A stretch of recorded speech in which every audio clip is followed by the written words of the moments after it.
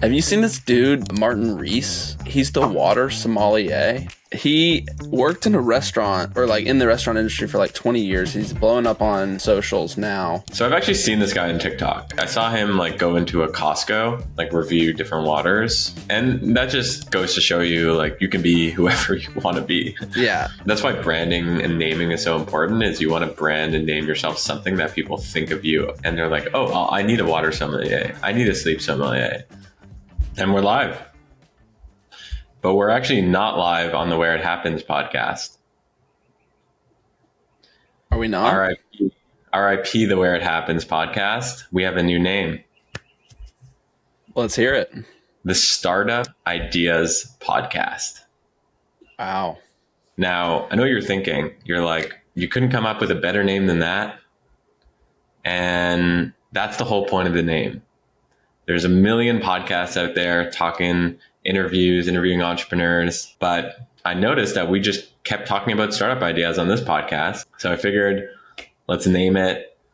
When you think of startup ideas, when you think about getting your creative juices flowing, you're going to come to the Startup Ideas podcast. And Jordan, it's great to have you here chatting some ideas with me today. It's great to be here. Startup Ideas podcast. Take a sip. Take a sip. Yeah. I mean, I want these conversations to be more like jams, like startup idea jams. Like we have them all the time where we're kind of like, hey, I saw this thing on Twitter, this huge opportunity in XYZ. What do you think about that? Or, just these random ideas. You and I are both startup idea junkies. So this podcast is for people like us. And my hope is that people take these ideas and run with them. That's the beauty of it. One idea will trigger the other ideas too, Exactly. Yeah, there's a big trend that I'm noticing just in social content and across the board, people's desires to just be a fly on the wall. And Where It Happens had that feel of being in a room where you're not supposed to be, but being a fly on the wall for jams, ideas, sparking ideas. I'm excited to see where this goes and have the conversations continue in the comments sections on YouTube and maybe success stories, people starting ideas from the Startup Ideas podcast. All right. So cheers to, I got a coffee or something? A bottle of water, plastic water, Mr. Microplastics himself, Jordan Mix on the pod. I didn't want to be this guy, but Saratoga was all sold out because the microplastics are too trendy. So I'm a microplastic man today, unfortunately. Did you see liveoasis.com, live-oasis? Oh, what is this? So I think it was Sam Parr who tweeted it. It's a directory of water. So I pulled up the website. Do you know what's in your water? 90% of your water contains toxins, microplastics, and other contaminants. And then you can go and see like there's Erewhon spring water, Castle Rock water. You can click into it. There's my Saratoga. Boom. Oh no. But it'll tell you like how much, the microplastics, what are the contaminants and how to buy it. What do you think about this business? Yeah, I'm checking out my Saratoga spring water, which I've been on recently, and I'm sad that it's all locked behind paywalled content, but I don't think this is the best way to monetize this business, but I really like what they're doing here. And it's really clean directory. And they have the tap water ratings too. Yeah, so for $10 a month, you can unlock all the data, the ratings, the research. There's AI search, personalized recommendations. So these are one of these, like, I'm happy that this exists, but it should be unpaywalled because I just think that it's not like you're switching water that often, right? Like you're a Saratoga person or you're a, Mountain Valley water, spring water person. So you want to know what your contaminants are in your daily water, but you're not going to keep it for 5 years. So my question to you is, if you were running this, how would you monetize it? Yeah, let's jam on that. So this is a sprint toward monetization, but there's a bunch of things you can do here. I mean, an affiliate is one way to do it, which is pretty obvious. But another thing you can do is upsell a report based on your water resource. Like I know that the tap water locally, you could get a lead magnet report and then match someone to come out and test your water at your house. So I was at Costco once, and these guys were like basically trying to get me to bring tap water back to them to Costco to like show me that like there was a bunch of hard metals and stuff in the tap water. And they basically sold a $9,000 like water softening system that they put into your house. And that was an eye-opening experience. It was like a $300 test report and then a $9,000 like system. And I think that would be a really use this site as the top of funnel and monetize it with back end services based on the information that you provide. What do you think about that? Yeah, I mean, the problem with water is you're not spending a lot of money on water. You know, if you go to the website, it shows like different filters that you can buy that are hundreds of dollars, and doing affiliate to that, like that's obviously where more of the money is. I actually get, have you heard of a live water? Uh-uh. So alivewaters.com. So I get this delivered to my house in Miami, and they've got a whole good shtick with like, it's alive water. And I don't even know what that means. Like there's some like, I honestly have no idea. Like I'm trying to read the, like what, certain water is dead, certain, I don't know. Apparently like the alive water is good for you. I don't know if I'm getting fleeced or whatever, but Yeah. probably. I think it's like from a spring, it looks like Yeah, it's that's from like a spring. living, like moving, I guess. Exactly. So that's the thing.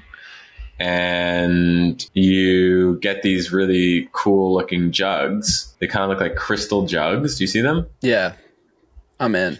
And they have these trucks that deliver it, and these like guys who deliver it. They all look like they're from Venice, California. They're like wearing like fedoras and like ponchos and stuff like that. Like they're very like in touch with themselves. They're like these good looking guys, and they come and they put, do the water delivery. Anyways, that's my life now. And we spend a lot of money on it. So I wonder if you can just sell those leads basically to someone like Alive Water. You could also make products that, I mean, they've got these crystal jugs, but there's other form factors that you could make and sell as well, or partner with like some artist or something and do some like collab vessels and make your water feel like art and have it be a talking piece in the home. I think that I'm big into those things right now. Yeah, it is. It is a talking piece. Like people show up to my apartment and they're like, "Whoa, what is that like weird looking crystal water thing?" Oh, let me tell you about Alive Water. Yeah. So let me tell you why I'm an idiot for spending hundreds of dollars a month on water. Is your water dead? What do you mean your water's dead? Bro. Yeah. So have you seen this dude, Martin Reese? No. He's the water sommelier. No. Whoa, where's this guy been my whole life? I know. He worked in a restaurant, or like in the restaurant industry for like 20 years. He's blowing up on socials now. And I guess he has a film I'm looking at right now, but he literally is a sommelier of water.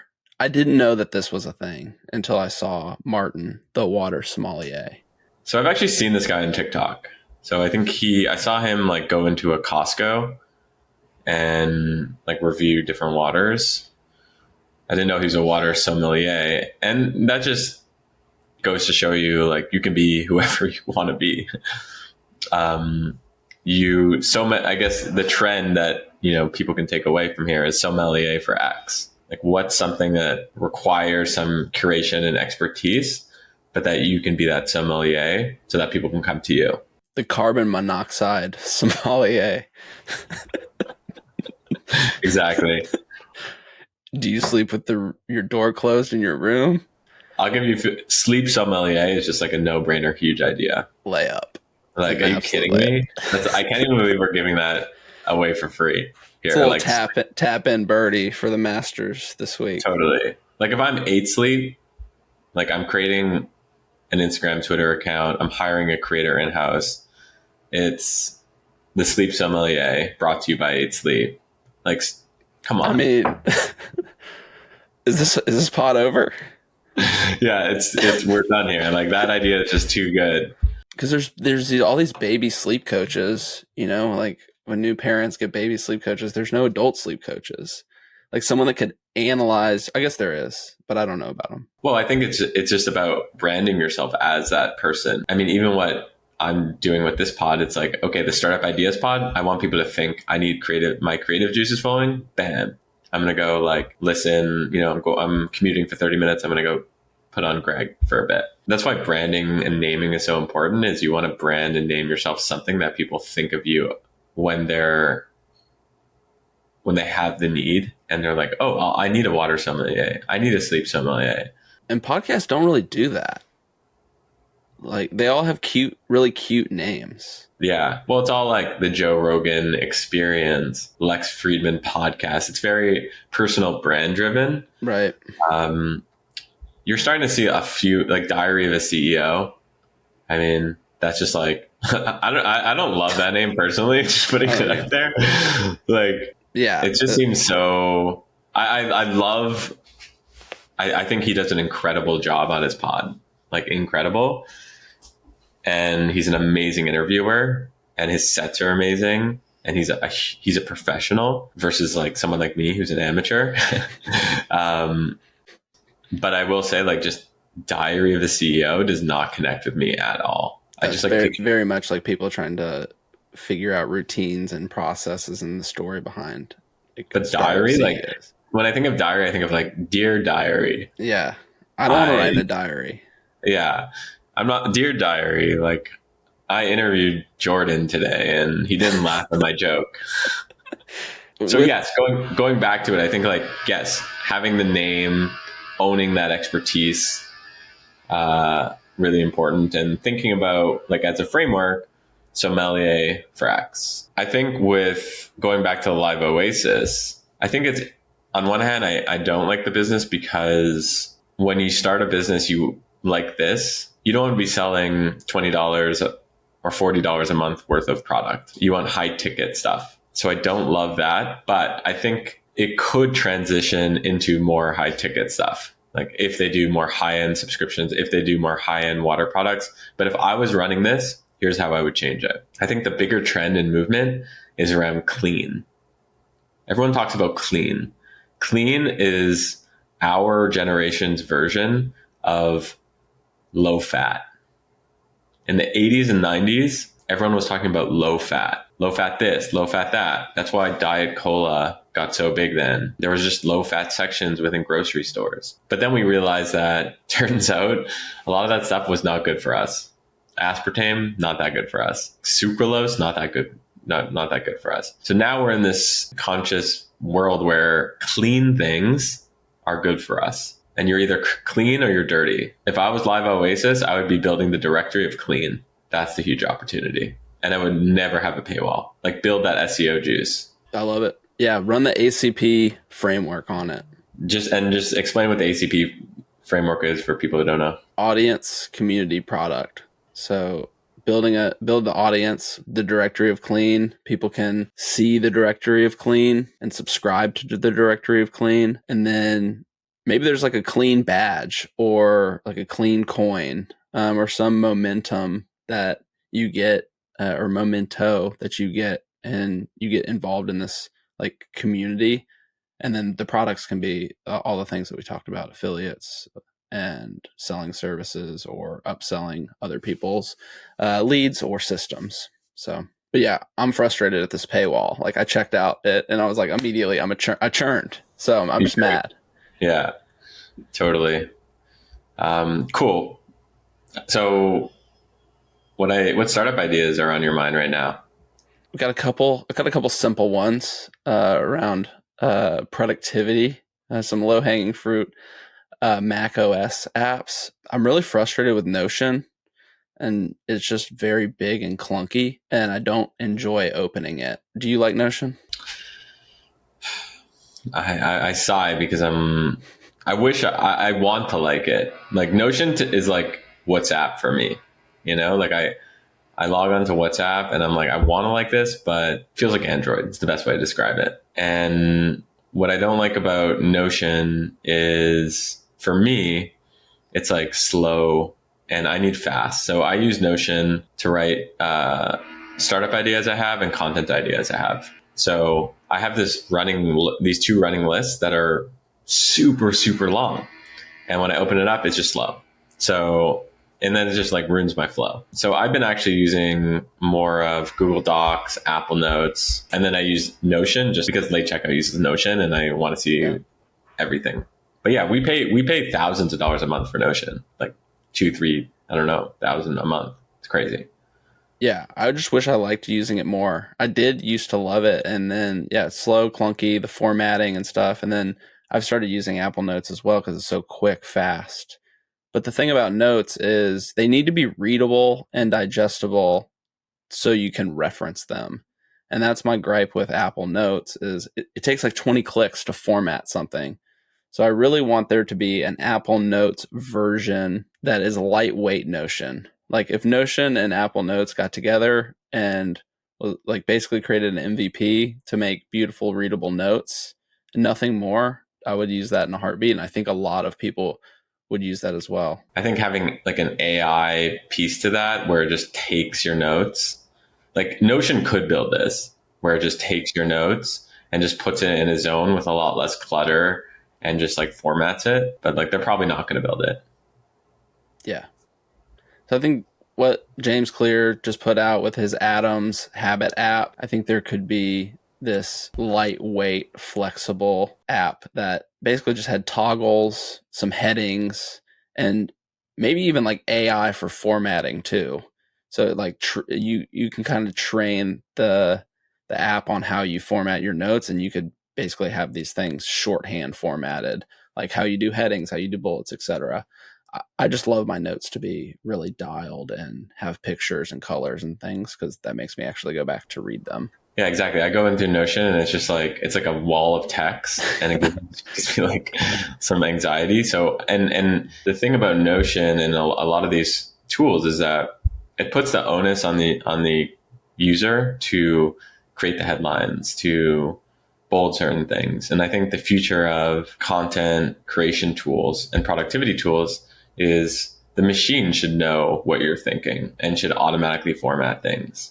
Like formatting will be a thing of the past. It'll auto format things for you, and then you can just edit and realize, oh hey, I wanted to make this bold and it was italicized. Yeah, it'd be beautiful. That'd be I'd get beautiful, right? I'd get fired up at that. I would love opening that, and I think that's how I'm judging products these days. It's like, do I love opening them? Like Mm, I love opening Figma. why? It just fires me up. It's just beautiful. I see other people's creations in there when I'm reviewing work.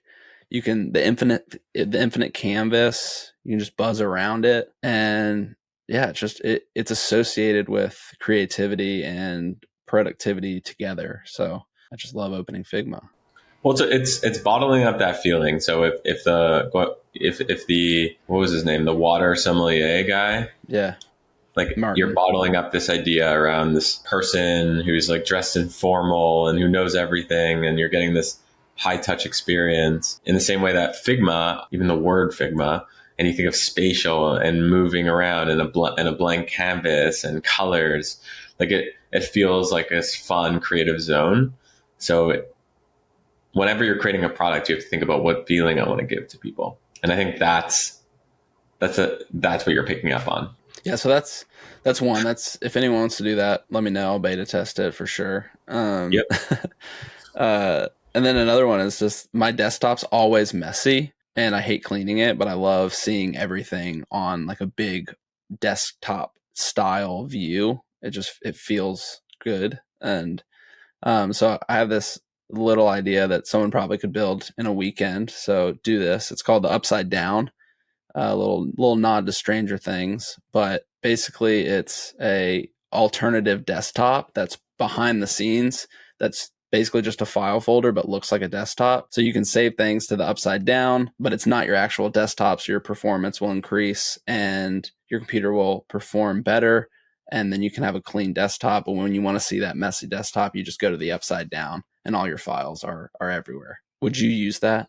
I would use that. I feel like my flow is I wait until I get 12 files on my desktop, and then I'm like, I'm an adult. I can't have 12 files on my desktop. This needs to go. And like, I'll look at it just like quickly and be like, yeah, I don't think I need any of these things. And I just throw them all in the trash. Yeah. And I do this every 10 days. So yes, I would love that. And sometimes I like seeing, yeah, to your point, I like seeing everything just in one place, even if it's chaos, Yeah. because it sparks ideas and reminds me of certain things, and then you can flip it back. Yeah, with a background too that doesn't look like a file folder. Like it's got a Yeah, beautiful picture. You could even have yeah. multiple upside downs. You could have your personal upside down, work upside down, but they're basically just folders, but it just feels psychologically different than searching things in a folder. I like this idea.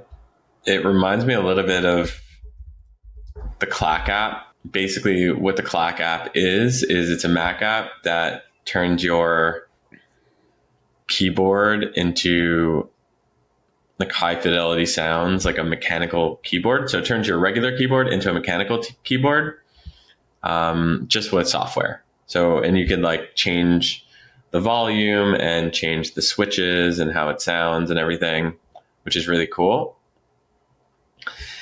And it's like $5. I bought it, no brainer. It like breaks half the time, which sucks.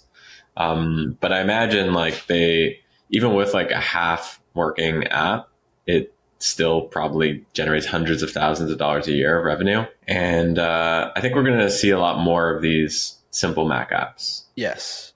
I was just thinking, I don't know if it's economically makes that much sense, but it would be so cool if these were rolled into like a holding company or like an app sumo type marketplace where you could get the clack, you could get Screenshot X, which I use for screenshot. I just saw this girl like basically made like a Loom kind of screen recording competitor that looks beautiful. I forget the name of it. I'll have to find it. We can put it in the show notes for people. I think it was like Screenify. I would love to plug her because she's just an incredible maker. But um, like rolling these things into like helping them get discovered, helping them monetize, selling them as a bundle. I just love these like beautifully done productivity apps that make work life so much better. Totally. Yeah. There's definitely a holdco opportunity there. And, you know, if you can buy some of these smaller apps like Clack, put them under, maybe give them some capital to make it work better and add more engineers. A lot of these people are just solo Yeah. people. So yeah, I think that there's a huge opportunity there. And like the way to do it is you scour Product Hunt, and you don't scour today's Product Hunt, but you scour like 6, 12, 18 months ago, and certain things lose steam. And then you reach out and you see if you can make a deal. Yeah, it's good. I think that'd be really cool. That would be cool. That would be cool. What else you got for me? What else we got? Swag up for premium blanks. Like Mm-hmm. basically I've been trying to, for my little brand Do Within, make a couple sample hats. And Mm-hmm. I'm just frustrated with the whole process of making a hat that is not just a print on demand or embroidery on demand type of thing. But I also don't want to start a hat company and like don't want to be in like a direct to consumer merch situation. And we think about this a lot with late checkout too, and how can we have high quality products that we can give our customers, team members, future partners. And I think there's a big opportunity for a brand in a box for gear that feels really cut and sew high quality, but isn't a print on demand type, churn and burn system. So I think you layer on 3PL, like, and fulfillment on the back end of that, warehousing, etc.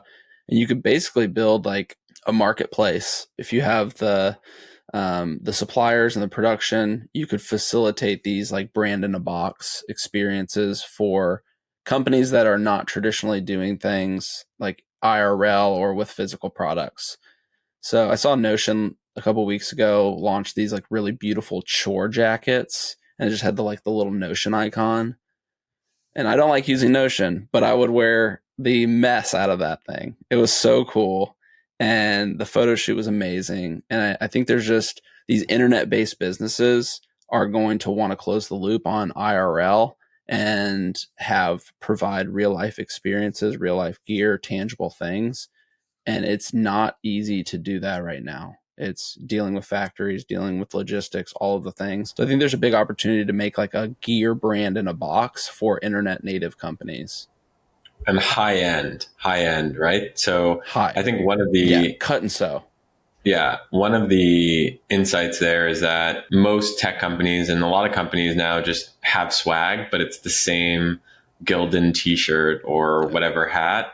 Mm-hmm. And you're trying to stand out, you know? So how do even if the cost is 2x or 3x, like happy to pay that if it's 3x word of mouth or 4x or 5x word of mouth. Like I'd rather produce less, but have higher word of mouth. So I'll tell you a little story. I don't think I've ever told you this. So in 2017, 18, with Islands, which was like a Discord, it was a startup I was running, and it was like a Discord that became popular on college campuses. We wanted to we wanted to grow more on college campuses. So what did we do? We hired, an amazing fashion designer. Her name is Melissa Gross. She's designed stuff for like The Weeknd and did stuff with Justin Bieber and like OVO, like all like cool stuff. And she had a factory in downtown LA through her company Gross Garments. And we produced like really cool hoodies, really cool crew sweatshirts, and just like everything like beautifully done. And then we did a photo shoot in LA with like aspirational college models, basically. Guys and girls who, like, if you were in college at the time, you would look up to them. And what we did is we created a Shopify store and on Islands' website, and it would be $100, $150 for a sweatshirt, $80 for a hat, $70 for a t-shirt. And it all said sold out. So we used that to give to people on college campuses because they wanted it so badly because it's sold out. And then all of a sudden, like, the word of mouth train begins. So that was like a really, really easy way for us to create a lot of word of mouth on a bunch of college campuses as a tech company, by not spending a lot of money, really. So smart. Word of mouth arbitrage. Word of mouth arbitrage. So what you're saying is basically that in a box. Yeah. Yeah. Yeah. To the tune of like 100. Yeah. It's like if I want 100 custom hats, I can get them. And it's like, yeah, I'm paying double the price or maybe triple, but it's a loss leader for what you're actually trying to do. You're not trying to profit off of these things. Like, I think hats are billboards. Like, I'm repping the Masters right now for free. Pay me up, Masters. But yeah, like, I think the movement and the word of mouth arbitrage, that's the ticket right there. So just making that really easy to do. And if it goes well, then maybe it does become like a D2C e-commerce tycoon. But the Masters hat is an interesting example because where did you get that hat? At the Masters. Exactly. So, and correct me if I'm wrong, it's not easy to get a ticket to the Masters. No, my brother-in-law won a lottery. So what you're saying is you either need to be extremely connected, have a lot of money, or win a lottery to get access to buy that hat. And people who see that hat know that. Like, people who know the Masters know that. Yeah.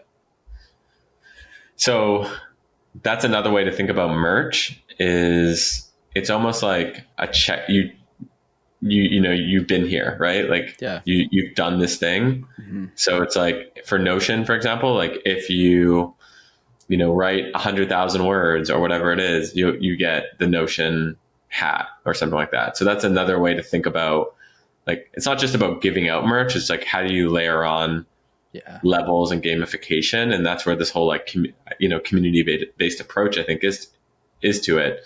Is you create these layers and you don't just create one merch item, you create 8 merch items, and you don't just create one level, you create 8 levels. Yeah. And make it aspirational, like the play button for YouTube. You know, like people drive for the play button on YouTube. Like they're like, that's their main goal. I love that. Totally. I mean, literally 36 minutes ago, I got an email, just pulled it up.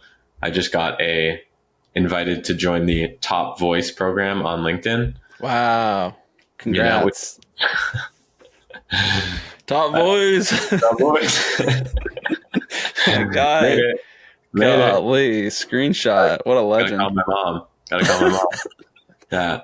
But like little things like that, right? Speech. Thank you to God for the Top Voice badge. But yeah, things like that, right? Like it doesn't cost them anything, LinkedIn anything to create that badge, but a lot of people want it. And I got that email. I was like, cool, like great start to a Monday. Let's rip. Yeah, let me post more on LinkedIn. Yeah, even if it's subconsciously, right? And the same thing with your hat. It's like, oh yeah, I'll watch the Masters. It's like, of course I'll watch the Masters. I have the hat. Yeah, I might take a nap during it. You know, just like that Exactly. Jim Nance's smooth voice in the background. Too good. All right, man. This has been fun. Inaugural episode, the Startup Ideas podcast. If you're listening to this, you got to share the podcast. This is, if you're an idea junkie, it's time to share the podcast, post it on Twitter, subscribe on YouTube, comment on YouTube. I literally read every single comment and I reply to a bunch of them. So you'll see me there. Review the podcast on Spotify and Apple. And I know you're probably like zoning out of this because so many people say this, but it does matter a lot. And welcome to the journey. And I want to thank Jordan for coming on. Thanks, buddy. Pleasure. Comment who should be on the next episodes. True. Yeah. I want to bring on who you want me to bring on and who you think are interesting. And if you like Jordan, he can come on again too. He works at Late Checkout, operating partner.